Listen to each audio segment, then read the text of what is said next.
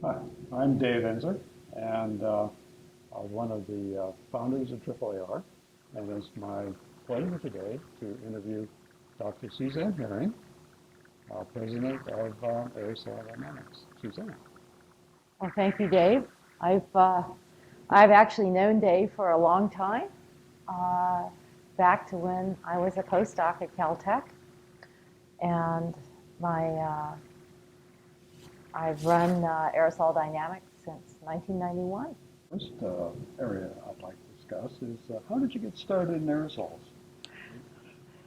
Well, it started with an interest in air pollution, and why air pollution? Because I grew up in a pristine area in the central coast of California, Monterey County, and I was accustomed to clean air. I went to undergraduate, Santa Cruz, same central coast, clean air. And then I went to graduate school in a city, in a relatively clean city, the city of Seattle, which you know because you also went to graduate school there, as I recall. And I thought the air was polluted. And I thought, if this is clean, I hate to see what dirty is. And something needs to be done about that. And so, but I was studying physics. And so I had this interest in air pollution the whole time I was in graduate school, but I continued my work in physics. And as I was getting my degree, I thought, well, I want to get a postdoc doing some work in the field of air pollution. And I soon learned that most of the air pollution work has to deal with chemistry.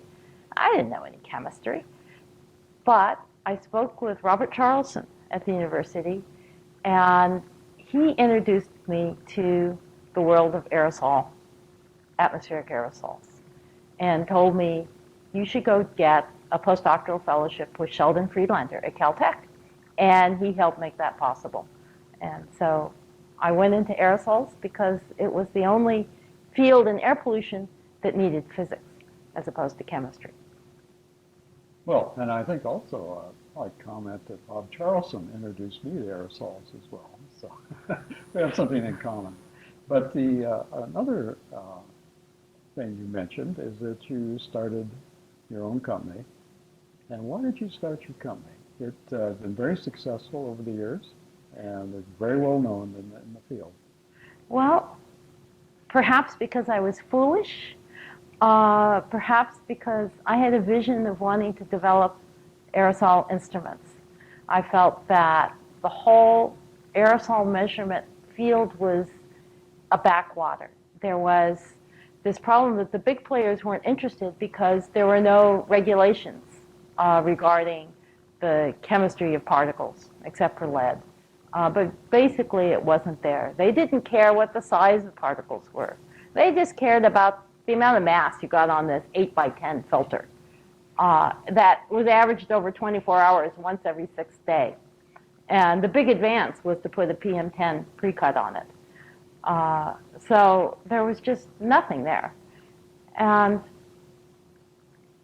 but I felt that the field needed better measurements. And if there were better measurements, then maybe there would evolve standards.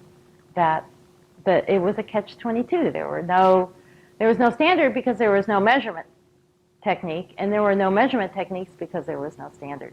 And I had this idealistic notion that I might contribute to breaking that cycle. Well, I think your company has been remarkable. Once you mentioned to me that you had no debt, you basically self-financed and again started a very successful small business. Well, it's no debt because it stayed small. Well, I think that another part of your career that I found really of high interest was the development of the water-based condensation particle counter. I know that when I saw your first poster at a AAAR meeting, I stared at it for about 15 minutes trying to understand how it actually worked. And I think it's still quite remarkable development and invention. Oh, well, thank you very much. Yeah, it's kind of backwards. I mean, people think if you're going to condense something, you have to make it cold. And so you have all these alcohol condensation particle counters that work by saturating the flow with the alcohol and passing it through a cold wall condenser. And that's, and if you do that with water, it doesn't work very well because water diffuses so quickly, you just end up flooding the walls with water. And you get some supersaturation, but not very much. And so, but what gave me the idea? And it was at the AAAR meeting again in 2001 in Portland, Oregon. And Sheldon Friedlander came to me and said, Susanne, we have to have a way to measure particle-bound peroxides. And I thought, oh my gosh, this is not an easy problem because the peroxides partition between the gas and the particle depending upon how much water is in the aerosol. And how much water is there depends on how you sample the stuff. And it's going to change over time. And so I thought, well, let's make a denuder that represents the human lung so that you're sampling at a known relative humidity that's representative. So I started reading about the human lung. And I thought, oh, I need somebody on this team who knows about modeling the human lung. And I talked to Tony Wexler. And he pointed out that you get supersaturation in the human lung if you inhale air on a cold day. You have this cold air passing through these warm, wet-walled tubes of your lung. And this creates a supersaturation. And bingo, that was it. I thought, oh, so the human lung is the condensation particle counter based on water that everybody's always wanted.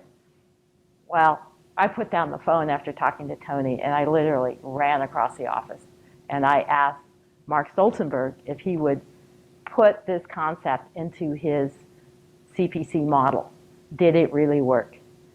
And about 2 hours later, Mark emerges from his office. And Mark, who would always doubt any of my crazy ideas, came out and said, I think this really works. And furthermore, he says, look how sharp the cut points are, and look at how small you can see with water. Well, that's your eureka moment. That was it. And we filed for the patent within, or at least the preliminary patent, based on those calculations within 2 weeks. So, yeah. So it was just hearing about something, applying it to a known aerosol measurement problem, and having Mark there to do the calculations to say whether or not it was really feasible. All came together. It all came together. Well, I think the thing is also remarkable that the instrument was commercialized very rapidly. Yes.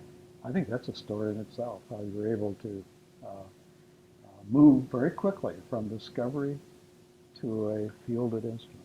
Yes, well, that preliminary patent was filed in January of 2002, and the first commercial instrument was shown at AAAR in 2003, October of 2003.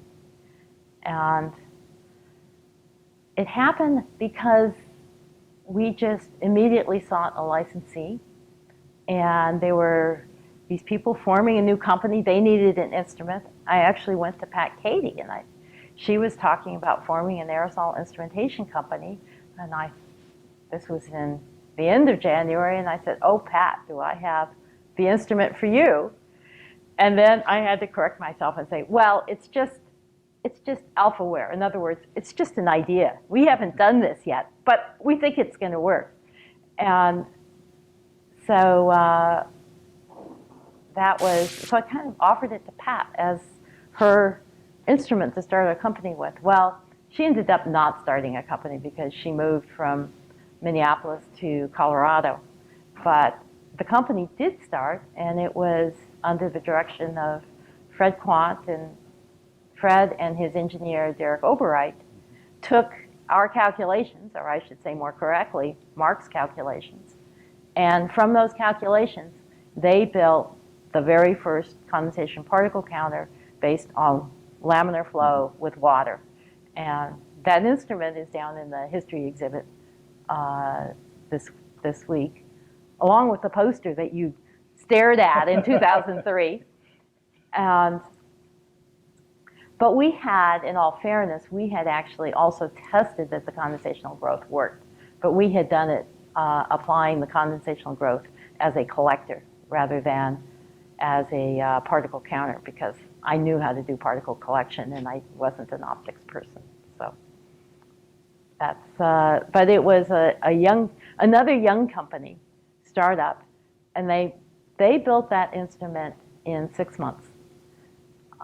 They got the license in around January or February of 2003, and by the end of June, they brought a fully operational prototype to me at Aerosol Dynamics, and we tested it out.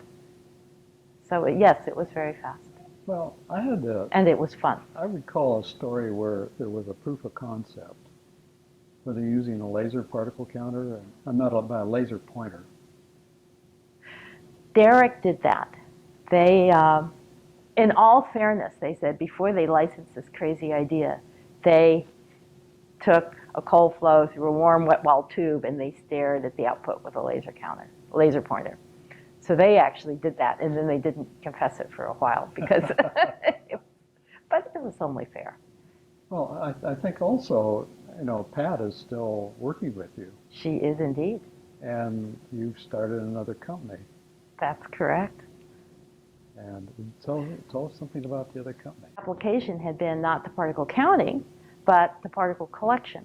And I had felt for a long, long time that there was a real utility to making counting or collecting particles in a very small area. I mean, often the analytical techniques don't need all that sample you get on the filter. They're just extracting a small portion of that sample for your HPLC or your gas chromatography, or sometimes for X-ray fluorescence analysis. And with the low pressure impactor, I had specialized in making small spots at low flow rates. And so our sampler, the spot sampler, does exactly that, except instead of having the bounce problems that you have with an impactor, you have no bounce because it's droplets that are collecting. And because you've enlarged these ultrafine, nanometer-sized particles, we can get really efficient collection down to 5 nanometers really, really easily. What a development. Yeah. There's actually a further development in that instrument, and that is the 3-stage concept, the one we call chocolate. And this is a concept that was developed by Steve Spielman in our office. And chocolate is his name, too, by the way, and it stands for cold, hot, cold. And because instead of just going cold and hot, which we did in the first condensation particle counters, we discovered that if you go cold and then just hot for a short distance, and then follow it with something cold again, that your saturation profiles, that extent of supersaturation, doesn't change much in that subsequent cold section than if you just kept the whole thing hot. But you have the advantage that your output flow is at a reasonable temperature and a reasonable dew point. So you're not having to deal with a ton of water vapor, and you can collect your sample dry at ambient temperature. And so this was a development from the collector, and that's what's in the little new aerosol collector that I'm now selling in conjunction with Pat K. One thing I think that might be interesting, it could be, is your involvement in AAAR in the early days. Oh. I think you were involved from the very beginning, including a short course at UCLA, where you were kind of involved in the peripheral. But we had a discussion at that conference about, should we start an aerosol society? Yeah. I don't remember that conversation per se. What I do know is that I've always been an organizer of things. And the first aerosol conference was organized through the office at UCLA where I worked. And it was in Santa Monica. And I just stepped up and started doing things that needed to be done. It was kind of that simple. I didn't have an official role, but I remember saying, okay, I'm going to put together a roster of everyone who's registered. I made sure that the abstracts are handled, and they kind of all came across my desk. And that's how I know that the very first 2 abstracts submitted to a AAAR conference were submitted by Dave Sinclair. It's because of my involvement. And so for a long time, I was involved in being the kind of the memory, the conference memory for the organization. And I helped organize, about the first 10 years of conferences, I believe, until AAAR established itself with an official organization for taking over those activities. So I ran the 92 conference out of my office in Berkeley. That was the San Francisco meeting. Yeah. I found venues for the 94 meeting. I worked with the people running the meeting in Reno, I think in Traverse City the years before that. So organized tutorials for the Seattle meeting. I did a number of things. Well, I think you're unusual in AAAR that you've served as president twice. And I recruited you on the first ballot. You recruited me the first time, and then the second time was under sad circumstances because we had lost Glenn Cass, and they asked for somebody to step in. And I frankly felt that having had the experience the first time, I could do a better job the second time. So it was a interesting time for AAAR because I was in the position of negotiating a management contract for the organization, negotiating an entire new contract with Taylor and Francis, our publisher. That's when we got the open access after 1 year. I'm the one that put forth that request, and they said, oh, okay. They were great. And there was something else that I did that year. Oh, there was also looking for a new editor, or that transition had just happened. And I helped facilitate the transition. Which transition? Is that the... That was between Phil Hopke and Rick Flagan. Okay.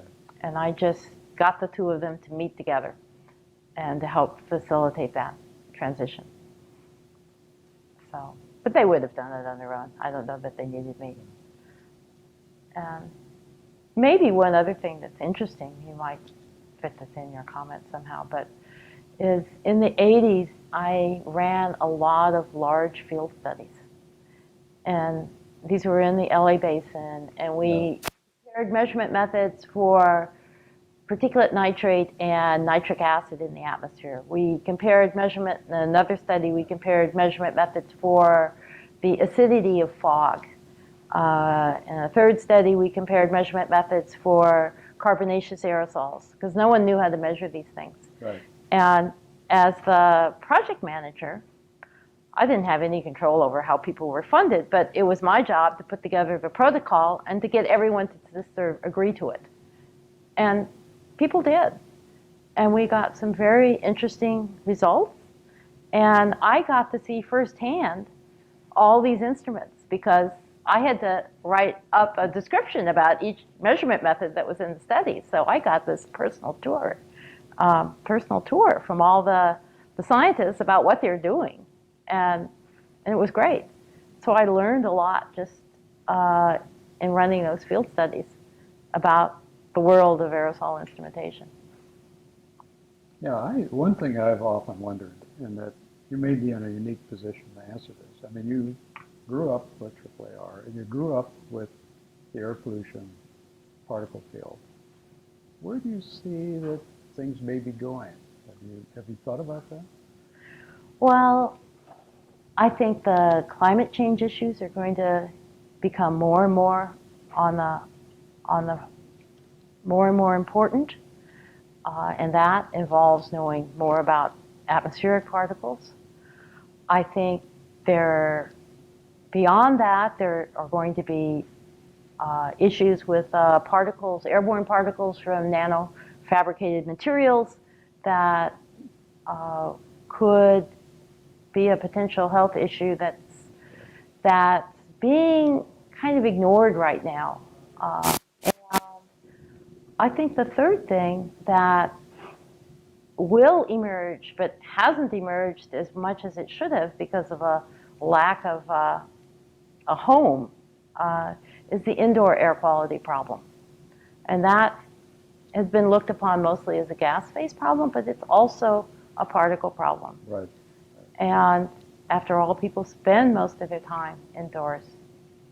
So I think those are three areas that involve aerosol research and air quality that will be emerging. And then on top of that, there's the whole field of using aerosol methods to generate new materials. The other side of nanomaterial fabrication is actually producing these things. And that could enable more efficient solar panels and tools that we need to combat global warming. And also perhaps tools that we need to fight the environmental problems that come from nanofabricated materials. It's kind of an interesting tie. What three areas in your career are you most excited about and you're proudest of? Three things. Well, I'm certainly proud of the water condensation particle counter, or just the laminar flow water growth and its application, not just to particle counting, but to particle collection, to improving the charging efficiency of small particles, to being able to focus them so that we can now, by combining the focusing and the charging, we can now increase the efficiency of placing a low level of charge on 10 nanometer particles 40-fold from what you get from bipolar charging. And the particle collection, I think, has a lot of applications. And so the water condensation technology is certainly one of the things of which I am most proud. Another thing I'm very proud of is, I'm very pleased with, is having developed in collaboration with Alan Goldstein, the thermal desorption aerosol gas chromatographic methods for in situ measurements of the chemical composition of organic aerosols. This is not a water condensation method, but it's what we call TAG. And working with Alan over the last dozen years now has been a very rewarding experience and has led to all kinds of advances and now quantitative measurements, hourly timelines of hundreds of organic compounds of interest in trying to unravel the problem of secondary organic aerosol formation. And so having been able to make that happen, that work is mostly being carried by others now, by Nathan Kreisberg in our group, and really advanced by Gabriel Isaacman in Alan's group, and really carried forth by Alan Goldstein's vision of what this means. I'm proud of the work I've done for AAAR, just the volunteer work for AAAR. And I think the other thing is just being able to start and run a small business. I mean, lots of people do that. My business is a little bit unique, and we're kind of straddled between the academic world and the commercial world. We're that liaison between the ideas in academia and making them practical enough that they can then be handed over to a licensee. So our collaborations with universities throughout the country have been very rewarding, and it's put us in a rather unique position. Oh, good. Well, again, thank you, and appreciate the chance to chat with you. Well, thank you, Dave. Okay.